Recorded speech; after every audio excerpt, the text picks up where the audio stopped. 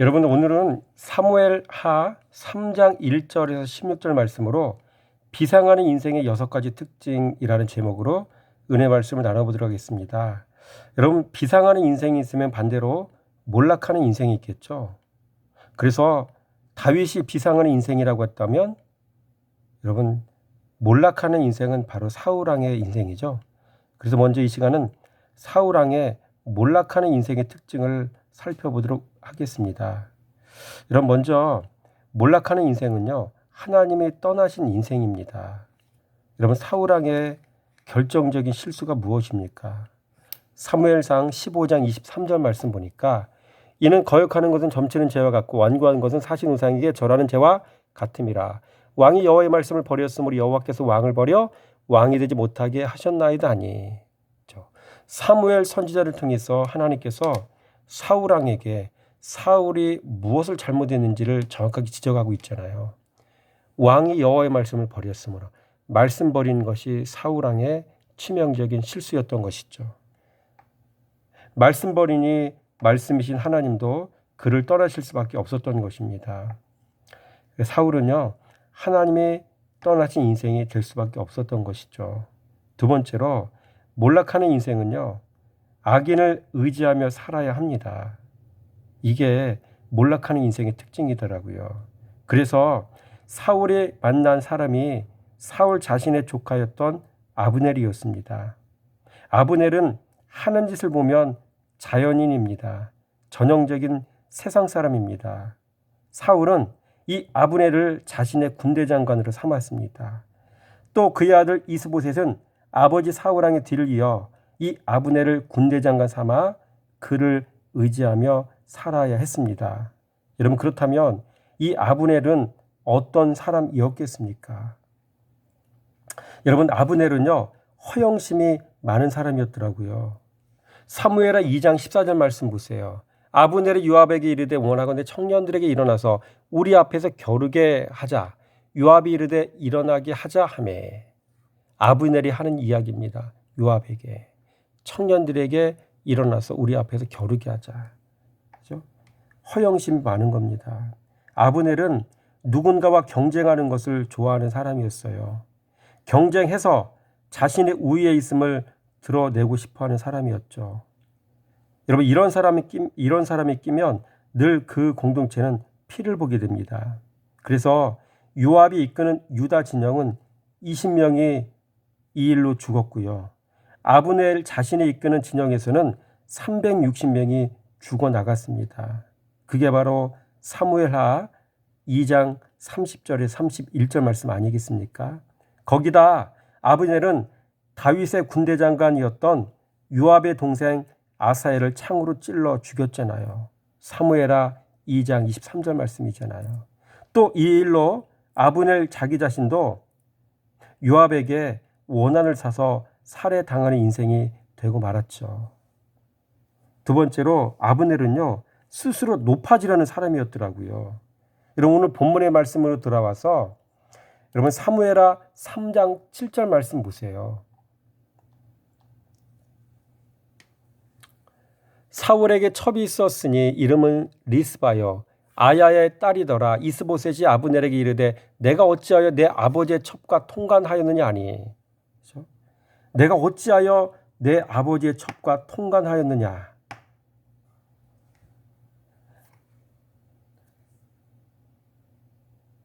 여러분, 당시 선왕의 첩을 취할 수 있는 유일한 권리는 오직 후계자에게만 주어졌습니다.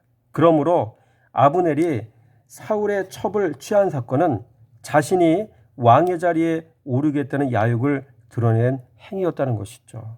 그래서 아브넬은 스스로 높아지려는 사람이었던 것을 여기서 알 수가 있습니다. 또 아브넬은 죄에 대한 뉘우침이 없는 사람이었습니다. 여러분, 계속해서 8절 말씀 보세요. 아브넬이 이스보셋의 말을 매우 분하게 여겨 이르되 내가 유다의 계머리냐. 내가 오늘 당신의 아버지 사울의 집과 그의 형제와 그의 친구에게 은혜를 베풀어 당신을 다윗의 손에 내주지 아니하였거늘 당신의 오늘 이 여인에게 관한 허물을 내게 돌리는 도다. 여러분, 아브넬이 이스보셋의 말을 매우 분하게 여겼다라고 기록하고 있잖아요. 죄를 지적하면 뉘우치는 사람이 있는가 하면 들이대는 사람도 이렇게 있습니다. 그러나 뉘우치는 사람은 극소수요. 대다수의 사람은 이렇게 받아칩니다. 그래서 대제사장과 바리새인들은 예수님께 자신들의 죄를 지적하실 때 예수님을 죽이려고 달려들었습니다. 이들에게는 절대로 뉘우침이 없습니다. 깨달음이 없기 때문에 그런 거죠. 아브넬 같은 경우에 여러분 높아지려는 교만함, 그렇죠? 허영심, 사로잡혀서 죄를 지적해줘도 깨우침이 없어요. 오히려 큰 소리 치는 거죠. 그렇죠? 그래서 악인은 절대 책망하거나 가르치려고 하면 안 되는 거예요. 피해 가야 되는 거죠. 이게 지혜입니다. 네 번째로 아브넬은요, 혈기가 대단한 사람이었어요. 8절 보세요. 아브넬의 이스봇의 말을 매우 분하게 여겨 이르되 내가 유다의 계머리냐. 이스봇은 사울왕의 아들 아니에요. 자기 자신이 아브넬 자신이 사울왕이 죽은 이후에 그 아들 이스봇을 왕으로 세웠죠. 섬겨야 돼. 자기 신하잖아요. 근데 이스봇이 뭔가 책망했다고 매우 분하게 여겼대요. 그렇죠? 혈기가 대단한 사람이었던 걸 볼 수가 있죠. 다섯 번째로 아브넬은요, 자존심이 대단히 강한 사람이었어요. 이거 보세요. 내가 유다의 계머리냐. 여러분, 아브넬은 누가 자신의 죄를 지적하면 대단히 자존심 상해했습니다. 아브넬은 자신의 죄를 지적하자 죽이려고 달려드는 사람이었습니다. 화를 못 참고 자신이 섬기던 사울왕의 아들 이스보셋의 정권을 뒤엎어 버리려고 하는 사람이었습니다. 그래서 아브넬은 지금까지 자신이 섬겨오던 선왕 사울왕의 왕위를 이어받은 이 이스보셋의 왕권을 한순간에 뒤엎어 버리겠다고 선포해 버립니다. 그래서 그 내용이 3장 9절 말씀 얘기 아닙니까? 여호와께 다윗에게 맹세하신 대로 내가 이루게 하지 아니하면 하나님의 아브넬에게 벌 위에 벌을 내리심이 마땅하니라. 아브넬 자신이 하는 얘기 아닙니까? 왕권을 이렇게 뒤엎어버리겠다는 얘기입니다. 화를 못 참는 사람. 야, 이런 사람을 곁에 두면 어떻게 될까요? 여섯 번째로 아브넬은요, 야가 빠진 사람이었어요. 10절 말씀 보세요. 그 맹세는 곧 이 나라를 사울의 집에서 다윗에게 옮겨서 그의 왕위를 단에서 부엘세바까지 이스라엘과 유다에게 세우리라 하신 것이니라 하매. 이게 아브넬 자신의 입으로 하는 이야기입니다. 왕권이 누구에게 옮겨질 것인지에 대해서 하나님께로부터 이미 이 사람 이야기를 들어서 알고 있었다는 이야기가 되는 것이죠. 여러분, 그렇지 않아도 대세가 사울 왕가에서 다윗 왕가로 이미 기울었는데 이스보셋이 자신의 죄를 지적하니 다윗에게 투항하기로 마음을 정한 것이었습니다. 그래서 하나님이 다윗에게 세우셨다는 맹세를 들먹였던 것이죠. 그리고 다윗에게 전령을 보내 다음과 같이 말했습니다. 12절 말씀이죠. 한번 읽어보겠습니다. 아브넬이 자기를 대신하여 전령들을 다윗에게 보내 이르되 이 땅이 누구의 것이니까 또 이르되 당신은 나와 더불어 언약을 맺사이다. 내 손이 당신을 도와 온 이스라엘이 당신에게 돌아가게 하리이다 하니 아브넬이 전령을 보내서 다윗에게 지금 이렇게 이야기하고 있는 것이죠. 여러분, 아브넬은 대세가 기울면 사람을 쉽게 배신하는 사람이었어요. 대세가 기울면 사람을 손쉽게 손절하는 사람이었던 것을 여기서 알 수가 있습니다. 여러분, 일곱 번째로 아브넬은 자신이 뿌린 대로 거두는 인생이었더라고요. 일전에 아사엘을 창으로 찔러 죽인 사건으로 인해 아브넬은 다윗의 군대 장관이었던 요압의 원한을 사 소문 없이 살해당하고 말았습니다. 다윗에게 빌부터 살려고 했던 자신의 꾀가 한순간에 숲으로 돌아가고 말았던 것이죠. 그래서 사무엘하 3장 27절 말씀 보니까 이렇게 기록하고 있어요. 아브넬이 헤브론으로 돌아오매 요압이 더불어 조용히 말하려는 듯이 그를 데리고 성문 안으로 들어가 거기서 배를 찔러 죽이니 이는 자기의 동생 아사엘의 피로 말미암음이더라. 그렇죠?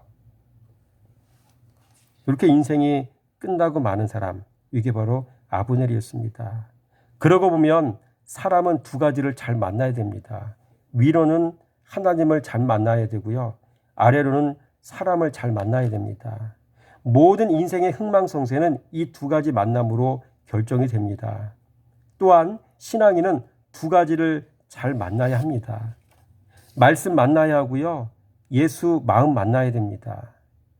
하나님만 만나지 말고 하나님이신 말씀을 반드시 만나야 되는 것이죠. 구원자 예수만 만나지 말고 그 구원을 누리며 살도록 하는 예수 마음까지 만나야 할 줄 믿습니다. 더 나아가 성도는 예수 이름으로 죄 씻음 받았으면 참떡 먹는 성도가 되어야 합니다. 참떡이신 말씀 먹고 마음에서 나오는 7대 죄악까지 싹 몰아내어 심령의 청정지역을 만들어야 합니다. 그래서 결국 자기 부인 이루어 거룩한 성전 만들어야 합니다. 그러기 위해 성도는 교회 마당만 밟는 게 아니라 교회 마당만 밟을 게 아니라 성소 신앙인이 되어서 말씀 생활해야 됩니다. 그래서 성수에 들어가면 뭐가 있습니까? 진설병이 있잖아요. 이 진설병은 참떡인 예수잖아요. 그러니까 참떡 먹고 빛의 사람이 되어야 한다는 사실 여러분 기억하시고요. 복음의 영역에 머물지 말고 말씀의 영역에 넘어와서 말씀 묵상해서 그 말씀 깨닫고 순종해서 여러분 성소 신앙의 삶을 살아가는 저와 여러분 되기를 원합니다. 여러분 큰 세 번째로 여러분 몰락하는 인생은요 질서가 무너져요. 여러분 사무엘하 3장 11절 말씀에 보니까 우리 한번 3장 11절 말씀 볼까요? 이스보셋이 아브넬을 두려워해 감히 한마디 대답하지 못하니라. 큰 소리 치니까 악인이. 바른 말하고도 이스보셋은 쭈그러든 거예요. 지금 이게. 여러분 누가 누구를 두려워해야 하는 것입니까? 죄진 놈이 더 큰 소리 치는 상황이죠. 신하가 왕에게 큰 소리 치는 형국입니다. 종이 주인에게 큰 소리 치는 형국입니다. 여러분 가정도 질서가 무너지면 막 나가는 가정이 되고요. 교회도 질서가 무너지면 볼장 다 본 겁니다. 문 닫아야 됩니다. 그러나 가정과 교회 지도자가 정상인 경우에 해당하는 이야기입니다. 만약 그 공동체에 지도자가 없다면 어떻게 해야 되겠습니까? 누군가 희생해야 합니다. 누군가 지도자 노릇해야 됩니다. 여러분 예를 들어서 아버지가 술진저병이면 여러분 어떻게 해야 되겠습니까? 어머니라도 가정을 이끌고 나가야 되지 않겠습니까? 마찬가지로 교회 안에 지도자가 없으면 어떻게 되겠습니까? 성도 각자가 하나님께 매달려야 됩니다. 각자 도생해야 됩니다. 이런 경우 하나님은 성도가 부르짖으면 개인적으로 만나 주십니다. 네 번째로 몰락하는 인생은요. 불화가 일어나더라고요. 사무엘하 3장 7절 8절 말씀 보세요.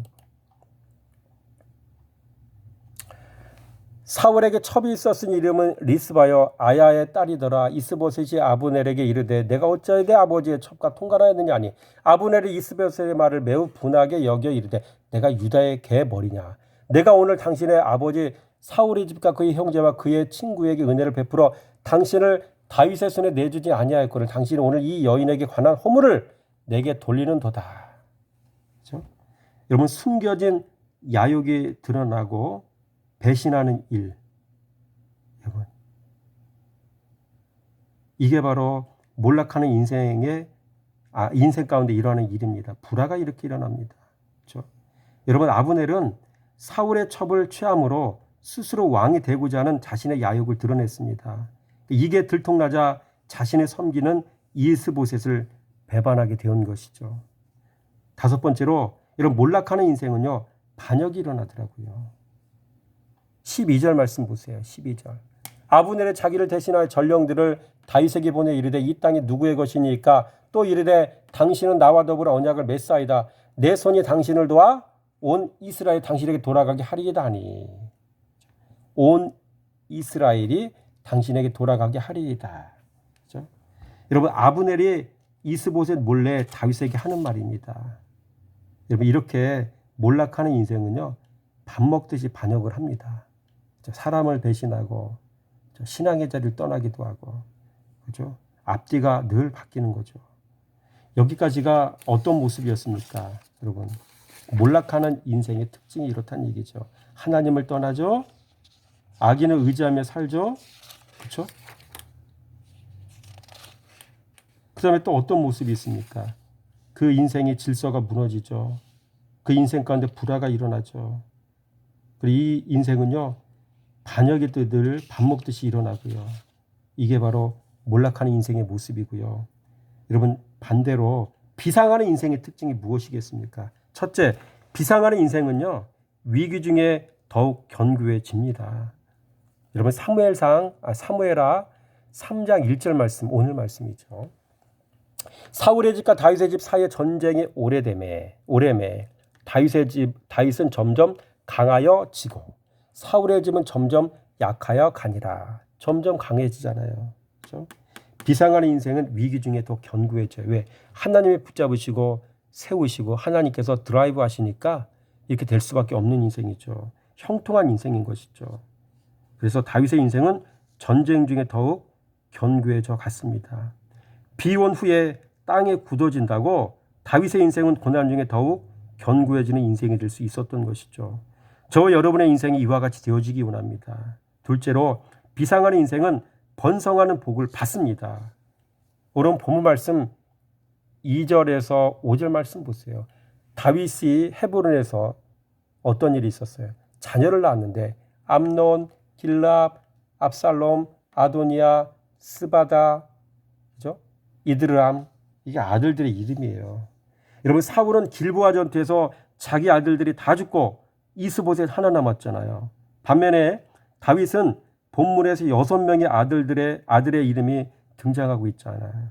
여러분, 이렇듯 비상하는 인생은요, 번성하는 복을 받는다는 사실을 여러분 여기서 볼 수가 있습니다. 여러분, 신앙의 세계는 내가 가진 예수를 타인의 마음에 이식시켜주는 일이 곧 믿음의 자녀를 얻는 일입니다. 교회 데리고 오는 데서 끝내는 것이 아니라 내가 가진 예수를 그들의 마음에 이식시켜주는 일까지 하는 것이 믿음의 자녀 얻는 일입니다. 이게 전도입니다. 여러분, 이 온전한 전도를 하시기 바랍니다. 세 번째로 비상하는 인생은요, 한결같이 겸손합니다.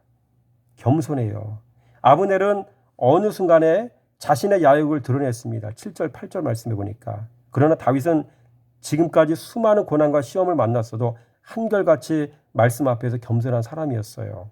하나님의 말씀을 벗어나지 않았습니다. 그래서 여러 차례 사울을 죽일 수 있었어도 여호와의 기름 부음 받은 왕이라는 이유로 사울에게 손을 대지 않았습니다. 여러분, 늘 겸손한 모습을 여기서 볼 수가 있는 것입니다. 넷째로 비상하는 인생은 질서 있는 인생입니다. 그래서 다윗은 하나님보다 절대로 앞서 나가지 않았습니다. 그래서 다윗에 관련된 말씀을 보면 하나님께 묻는 장면이 참 많이 나오더라고요. 여러분, 사무엘하 2장 1절 말씀에 보니까 이런 말씀이 있어요. 그 후에 다윗이 여호와께 여쭈아리되 내가 유다 한 성읍으로 올라가리이까 여호와께서 이르시되 올라가라. 다윗이 이르되 어디로 가리이까 이르시되 헤브론으로 갈지니라. 여쭈었죠. 여호와께 답변하셨잖아요. 이르시되. 그죠? 여쭙고 답변하시고. 어디로 갈까 묻잖아요. 또 이르시잖아요. 묻고 답변하셔서 듣고. 참 이게 신앙의 아름다운 모습인 거죠. 여러분, 사울은 타락한 왕이었지만 다윗은 절대로 사울 왕을 대적하지 않았습니다. 반면에 아브넬은 신하 주제에 자신이 불리해지자 자신이 섬기는 왕 이스보셋에게 큰 소리치는 사람이었어요. 그렇죠?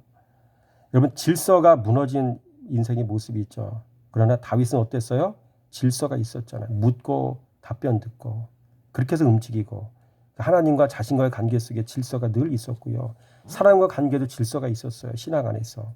다섯 번째로 비상하는 인생은요, 끝까지 신뢰하는 인생이더라고요. 아브넬은 중간에 마음에 돌아서서 이스보셋을 배신하는 사람이었지만 다윗은 끝까지 신뢰하는 사람이었습니다.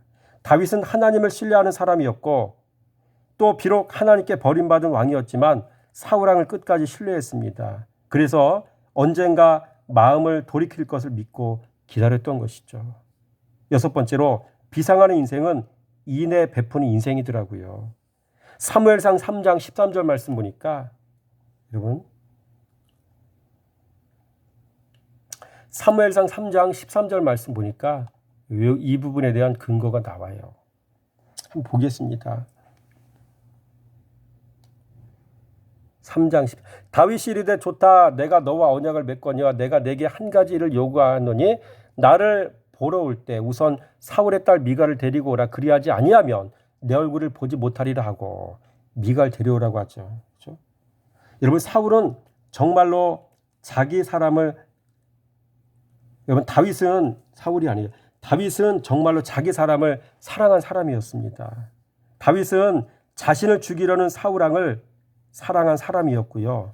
그의 아들 요나단을 사랑하되 자기 목숨처럼 사랑했던 또 사울의 딸 미갈도 끝까지 사랑한 사람이었습니다. 그러고 보면 다윗이 가진 이놈의 사랑은 어느 누구도 말릴 수 없는 사랑이었습니다. 그렇죠? 이래서 비생활의 인생은요. 복받나 봅니다. 여러분 인애라는 말이 있잖아요. 비상한 인생이었던 다윗은 인애를 베푸는 인생이었잖아요. 인생 끝난 사람 미갈 아닙니까? 딴 남자 만나서 결혼했으니까. 자이든 타이든. 근데 다시 부르잖아요. 다윗이. 인애를 베풀었잖아요. 이렇게. 여러분 이 인애라는 말은 히브리어 원어로 헤세드입니다. 헤세드. 두 가지 의미의 뜻이 있어요. 첫째로 친절, 인자, 자비, 자애, 인애 이런 뜻이 있고요. 두 번째로 책망, 수치, 비난, 치욕 여러분 이런 뜻이 있습니다. 여러분 사울의 딸 미갈은 다윗의 아내가 되었던 사람이었잖아요. 과거에. 그러나 자신의 의지와는 상관없었지만 일찍이 자신의 아버지 사울에 의해 이미 다른 남자 아내가 되어버린 사람이었습니다. 한마디로 수치스러운 인생이었고 치욕스러운 인생이었고 비난받아 마땅한 인생이었습니다. 그러나 다윗은 이 미갈을 다시 찾아와 자신의 아내로 회복하는 은혜를 베풀었습니다. 그렇죠? 이걸 보면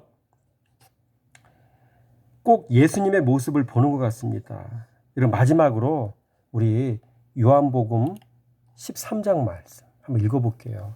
6월절 전에 예수께서 자기가 세상을 떠나 아버지께로 돌아가실 때가 이런 줄 아시고 세상에 있는 자기 사람들을 사랑하시되 끝까지 사랑하십니다. 얼마나 제가 감동이 되고 은혜가 된지 몰라요. 세상에 있는 자기 사람들을 사랑하시되 끝까지. 이게 예수님의 사랑이고요. 다윗의 모습 속에도 인애를 베풀었던 모습 속에서도 예수님의 모습이 나오더라고요. 예수께서 세상에 있는 자기 사람을 사랑하시되 끝까지 사랑하시니라. 여러분 말씀을 정리합니다. 세상에는요. 몰락하는 인생 있고요. 비상하는 인생이 있어요. 바라기는 비상하는 인생 되시기 바랍니다. 비상하는 인생은요. 위기 중에 더욱 견고해져요. 말씀으로 다져지는 시간을 갖기 때문에. 또 비상하는 인생은요. 번성하는 복을 그 가운데 받아요. 하나님이 함께 하시는 축복받아 형통하게 되어지기 때문에. 비상하는 인생은 또 겸손합니다. 어떤 상황 속에서도 누구 앞에서도. 비상하는 인생은 어떤 상황에서 질서가 있어요. 하나님과 사람 앞에서. 비상하는 인생은 끝까지 신뢰합니다. 비상하는 인생은 인애를 베푸는 사람입니다. 바라기는 여러분의 삶 속에 이 비상하는 인생이 가지는 그 특징들이 잘 드러나 보이기를 원합니다. 이러기 위해서 말씀으로 끊임없이 훈련받고 묵상생활 잘하는 저와 여러분의 삶이 되시기를 주님의 이름으로 축원하며 드립니다.